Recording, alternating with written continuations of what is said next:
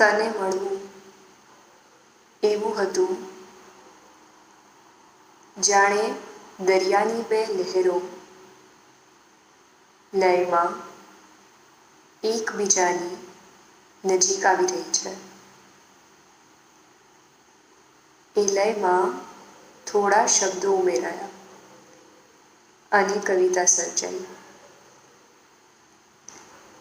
મારી કવિતામાંથી એક શબ્દ તે પોતાની પાસે રાખી લીધો.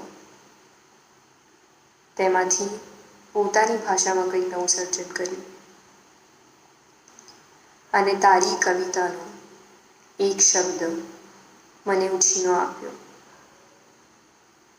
શબ્દોથી આપણી કવિતાઓ એકબીજામાં વણાઈ રહી હતી અને કદાચ આપણે પણ એકબીજામાં.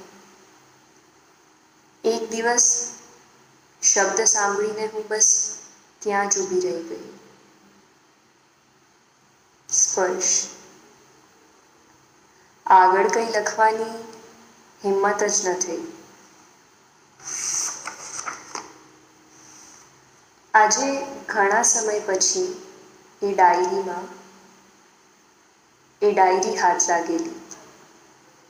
કંઈક જૂની પંક્તિઓ વાંચ્યા પછી એવું લાગ્યું કે વ્યક્તિઓ અને અનુભવોના ગયા પછી માત્ર કવિતાઓ જ રહી જાય છે.